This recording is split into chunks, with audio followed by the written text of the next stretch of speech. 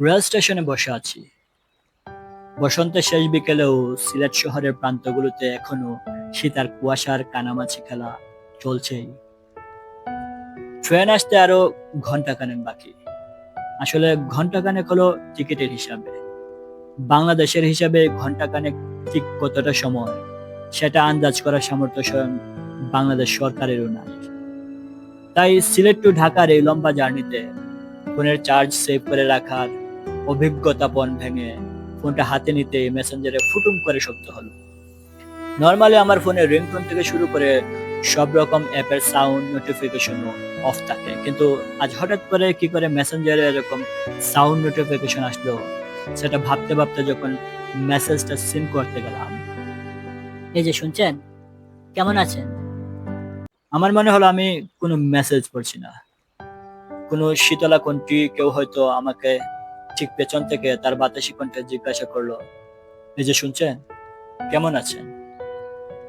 Scene করে ফেলে রাখলেন যে? কবিরাও কোনো অপরিচিত তার হঠাৎ আগমনে মেসেজ সিন করে ফেলে রাখতে বলে তো জানা ছিল না। আমার আবার মনে হলো আমি কোনো মেসেজ পড়ছি না। হয়তো আমার ঠিক পেছনে মাথার উল্টো পাশে, যেদিকে আমি কল্পনার চোখ ছাড়া থাকাতে পারছি না, ওইখানে কেউ দাঁড়িয়ে দাঁড়িয়ে মুখ টিপে টিপে হাসি আটকে অত্যন্ত গোপন স্বরে আমাকে লক্ষ্য করে কথাগুলো বলছে।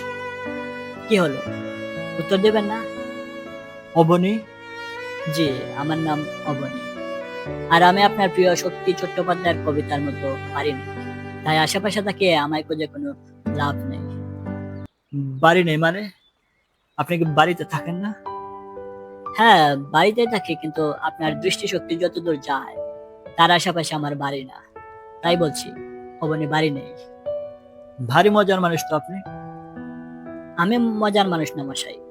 ফেসবুকে স্ক্রল করতে করতে হঠাৎ আপনার একটা লেখা আমার সামনে আসলো, আর লেখাটা পরে আমার কি যে ভালো লাগলো।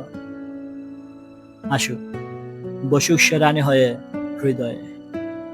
আচ্ছা মশাই, আপনার হৃদয়ে কি সিংহাসন আছে যে আপনি তাকে বলছেন রানী হয়ে বসতে? সিংহাসন আছে কিনা জানি না, তবে আমি যে প্রচলিত রাজা নই সে সম্পর্কে আপনি নিশ্চিত থাকতে পারেন। তবে যে লিখলেন আসুক বসুক সে রানী হয়ে হৃদয়ে। হ্যাঁ, মিথ্যা লিখিনি। আমি প্রচলিত রাজা না হলেও আমি নিজেকে বই রাজা নাম দিয়েছি। আর বই রাজার হৃদয়ে বই যেমন রানী, ঠিক তেমন বানান ভুলে যদি সেটা বইয়ের বদলে বউ হয়ে যায়, তখন কিন্তু সে রানী হয়ে বসতেই পারে। বাহ, এই না হলে কবি! কথার জ্বালা মানুষকে ফাঁসানো আপনাদের কাছে যে ডাল ভাত, সেটা আজকে নিজের চোখেই সাক্ষী হলাম। ট্রেন যে কয়টা আসবে একমাত্র আল্লাহই জানে। ট্রেন কোথায় পেলেন কবি সাহেব? নাকি আপনি এখনো আপনার প্রিয় কবি জীবনানন্দ দাশের মতো ট্রেনে চড়ে বনলতা সেনের খোঁজ করেন?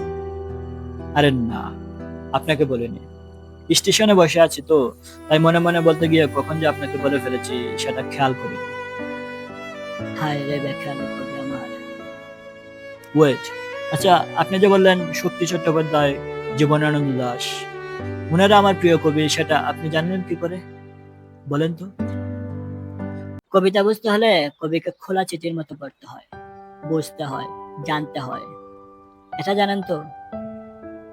জানি। তাহলে বাকিটা আপনি বুঝে নিন। তা না হয় বুঝলাম, কিন্তু আপনি আমাকে চেনেন কিভাবে? আপনি কি সত্যি সত্যি আমার আশেপাশের কেউ, মানে পড়শি? সে আসে, বসে পাশে, দৃষ্টি শ্রবণ বন্ধ করলেও হৃদয় তারে পারে না তাড়াতে। আরে, আপনি দেখি ভালো লিখতেও পারেন। আপনি কি কবি নাকি? আরে না না, তবে আপনি আমায় আপনার প্রিয় কবি শক্তি চট্টোপাধ্যায়ের কবিতা বলতে পারেন। ও হ্যাঁ, আপনি তো আবার অবনী। আচ্ছা, আপনার অবনী নামের বাইরে কি আর কোনো পরিচয় নেই?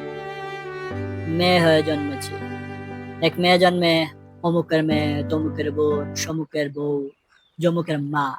এত সব পরিচয়ের মধ্যে আপনি যে অবনী পরিচয়টা জানেন, সেটা স্থায়িত্ব কিন্তু খুব অল্প সময়ের। তার মানে আপনি বিবাহিতা? কবি সাহেব, এতগুলো সূক্ষ্ম দুঃখ মাখা পরিচয় দিলাম, তার মধ্যে থেকে আপনি শুধু বিবাহিতা পরিচয়টাই নিলেন। নিবেনই না কেন?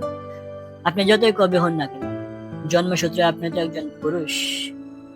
আরে না না, আপনি দেখি ইনবক্সে ঝগড়া শুরু করে দিলেন।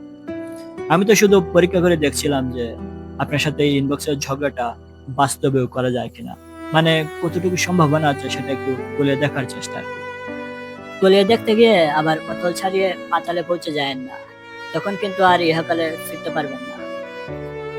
ফিরতে চাই এটা কখন বললাম? আচ্ছা আচ্ছা, আপনাকে আর ফিরতে হবে না, আমি গেলাম। গেলাম মানে? এই যে শুনছেন অবনী,